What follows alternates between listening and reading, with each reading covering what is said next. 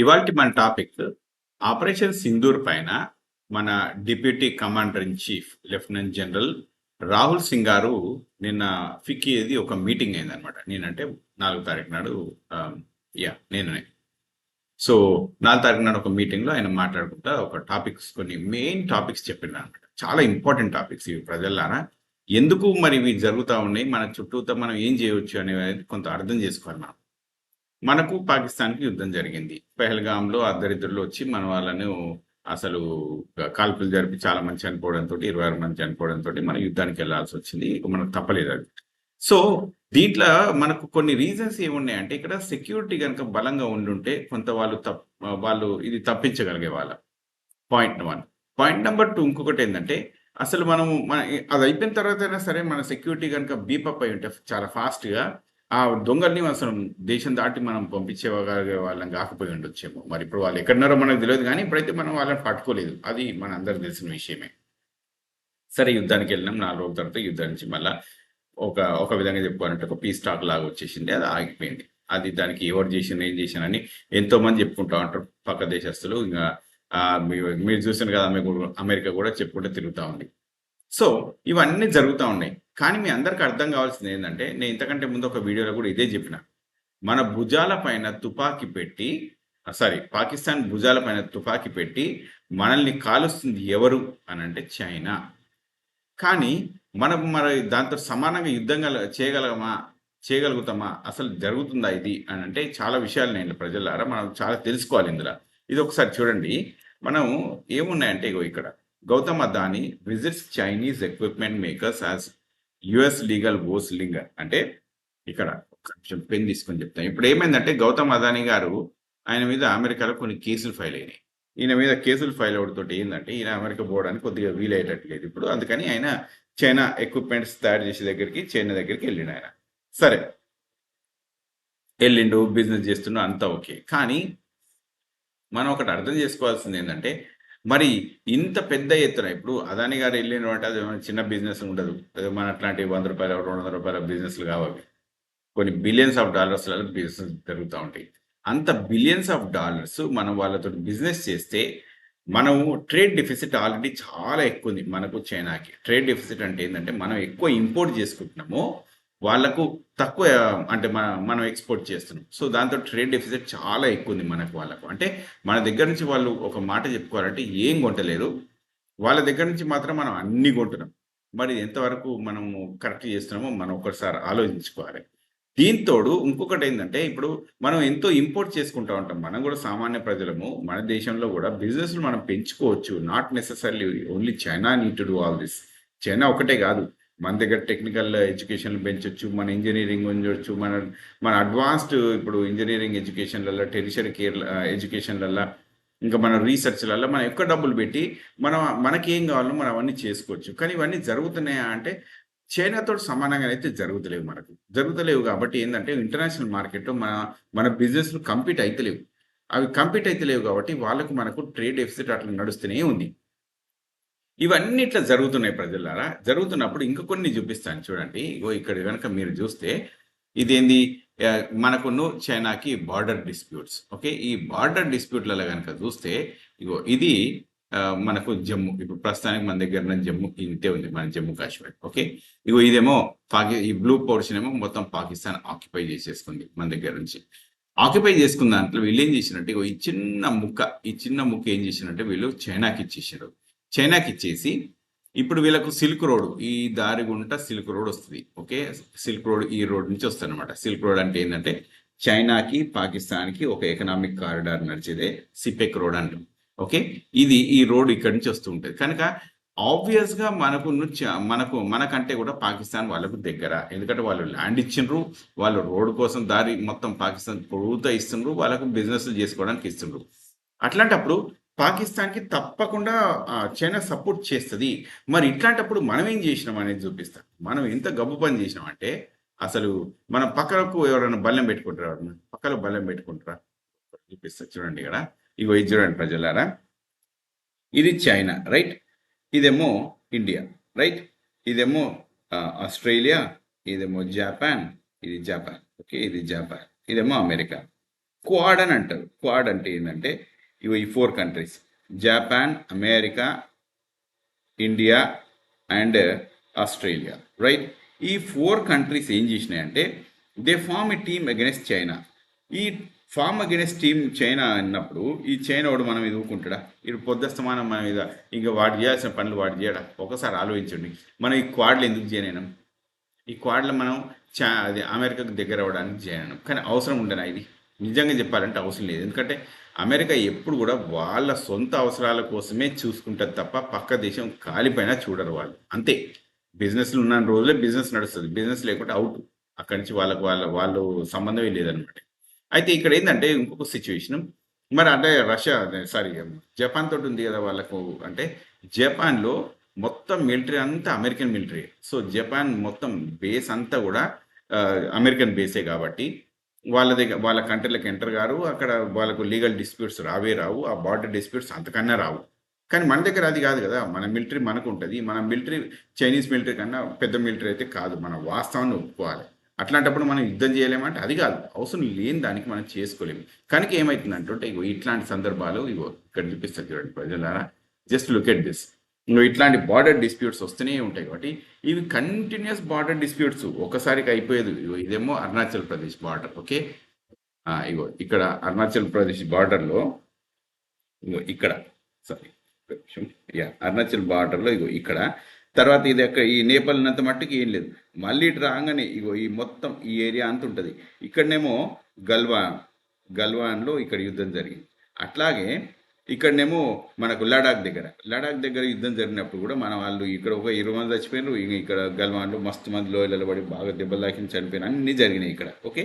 ఎంతో మంది చనిపోయినారు, ఇవన్నీ జరుగుతూ ఉన్నాయి. జరిగినా కూడా మనం పెద్దగా యుద్ధానికి వెళ్ళలేము వీళ్ళతోటి. ఎందుకు వెళ్ళలేము అంటే అది వెళ్తే ఇక చాలా భయంకరంగా ఉంటుంది కాబట్టి దాన్ని అక్కడిచ్చే ఆపేస్తూ ఉంటుంది మన ప్రభుత్వాలు. అది కరెక్ట్గా తప్ప అంటే ఇక నేను దాన్ని ఏం చెప్పలేను. నేను అది ప్రభుత్వం ఏం చేస్తే మనం అదే వినాలి, ఓకే. అయితే ఇదంతా అయిపోయింది. ఇప్పుడు ఇదంతా అయిపోయిన తర్వాత ఇగో ఇక్కడ ఉన్నాయి చూడండి, ఈయననే రాహుల్ సింగ్ గారు. ఈయన ఏం చెప్పారంటే 5 key revelations army, okay, from army deputy chief on operation Sindoor. Operation Sindoor పైన ఆయన ఒక 5 పాయింట్స్ మేజర్గా రాసుకొచ్చిండు. ఇందులో మేజర్గా రాసుకొచ్చినవి ఏంటి అంటే ఇగో ఇది ఒకసారి చూపిస్తాను చూడండి ప్రజలారా. నంబర్ 1 పాయింట్, ఇది నంబర్ 1 పాయింట్ ఏంటంటే ఇక్కడ మనతో పాటు మనకు ఎదురుగా ఇది ఎక్కడ జరిగింది అంటే ఇది ఫిక్కీలో జరిగింది. ఇక్కడ అంటే ఫిక్కీ అంటే ఇక్కడ మిలిటరీ టెక్నాలజీ ఇవన్నీ జరిగే చోట అనమాట. కొత్తగా ఎక్కడెక్కడైతే కమర్షియల్ టాపిక్స్ నడుస్తూ ఉంటాయో మిలిటరీవి, అది ఆ ప్లేస్ అనమాట. అయితే ఇక్కడ ఏం చెప్తున్నట్టే వీళ్ళు, చైనా అనేది ఫ్రంట్ ఫేస్ మాత్రమే. China was only a front face. మిగతా అంతా జరగాల్సిన అంతా చైనా చేసింది. తర్వాత వీళ్ళకు సపోర్ట్గా కావాల్సింది ఇంకొకళ్ళు టర్కీ కూడా వచ్చింది. టుర్కీ అని అంటూ ఉంటాం, అఫ్ కోర్స్ టర్కీని టుర్కీ అని కూడా అంటూ ఉంటారు, అదే అంటారు అనుకోండి. So that is what is happening. వీళ్ళకు ఇంకొకటి ఏంటంటే ఇక చూడండి, Pakistan had real time intelligence visibility in to India. అంటే మన వెపన్స్ ఎక్కడెక్కడ ఉన్నాయి, మన అన్ని ఏమేమి మిలిటరీ మూవ్మెంట్స్ ఏమేమి ఉన్నాయి అనేది వాళ్ళకు క్లియర్గా తెలుసు. ఎట్లా తెలుసు అంటే ఇది నేను చెప్పిందో వాళ్ళు చెప్పిందో కాదు, ఏకంగా చూడండి, ఇది director general of military operations level talks.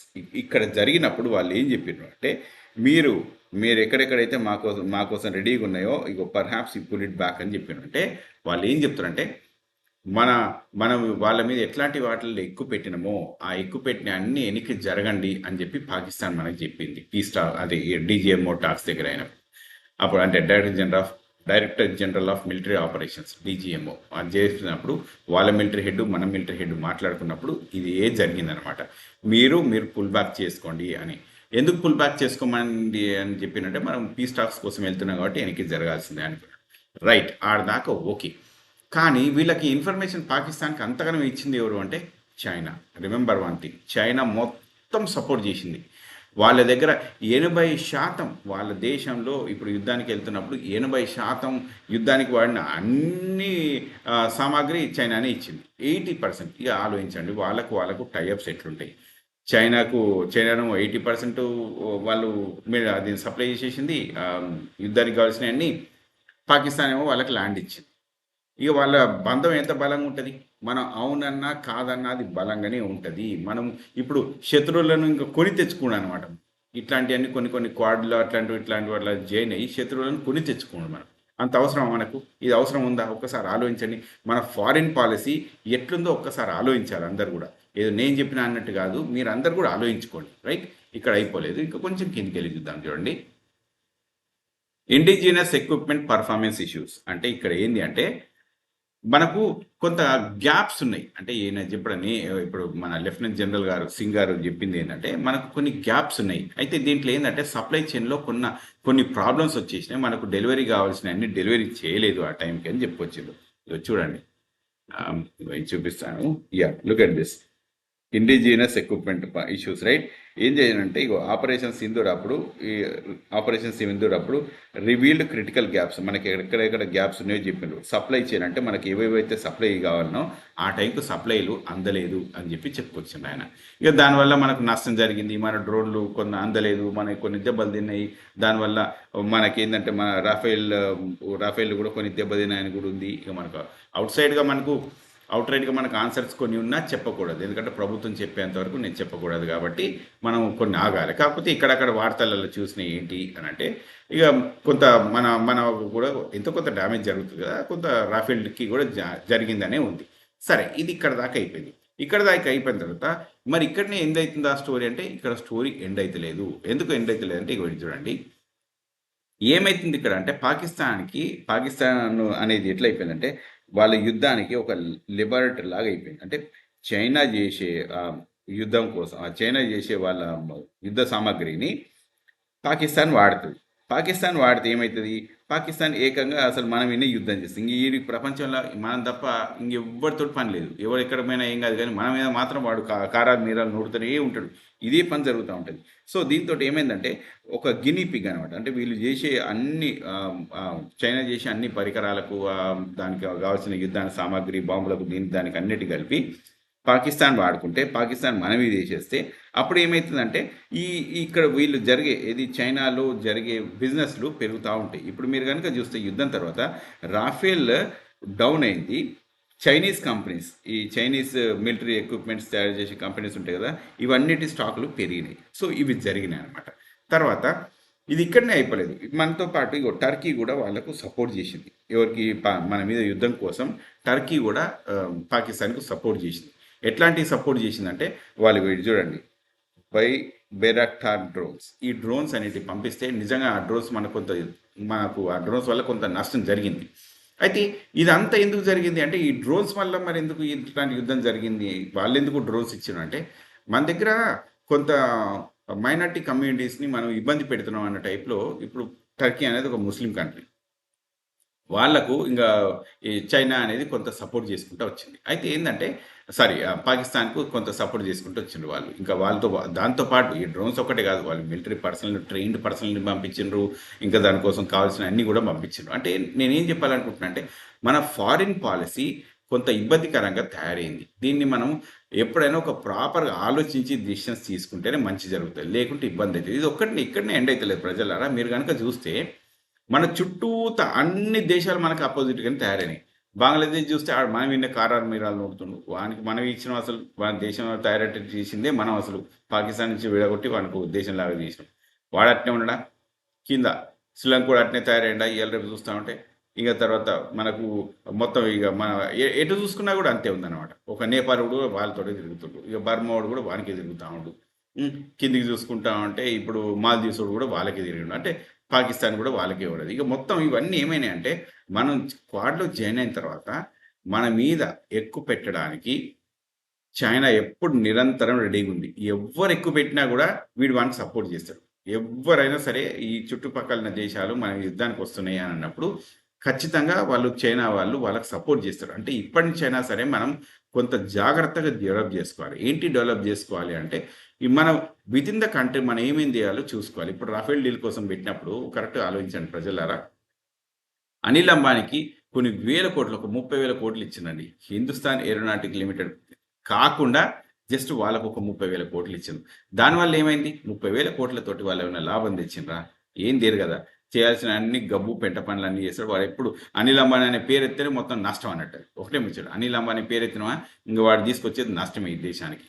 వాడంతా పొడగొట్టుకున్నాడు. ఎట్ ద సేమ్ టైమ్ మన దేశానికి కూడా ఇంక ఏమేం చేయాలో అవన్నీ నడుస్తా ఉంటాయి. ఇక ఎవరు వాళ్ళకి ఇస్తా ఉంటారో మీకు తెలిసిందే. నేను చెప్పాల్సిన అవసరం లేదు. సో, ప్రజలారా నేను ఇక్కడ ఏం చెప్పాలనుకుంటున్నా అంటే, అన్‌లెస్ అంటిల్ మనం టెక్నాలజీ పరంగా బాగా డెవలప్ అయ్యి, మనది రీసెర్చ్ మీద మన డబ్బులు ఖర్చు పెట్టి అట్లాగే మన మిలిటరీ వెపన్స్‌ను మనం తయారు చేసుకున్నట్టయితే అవి టైంకి అందుతాయి. మంచిగా అందుతాయి. మనకి ఎట్లా కావాలనో అట్లా తయారు చేసుకుంటూ కూర్చోవచ్చు. మనకి వి హావ్ ఇనఫ్ నాలెడ్జ్.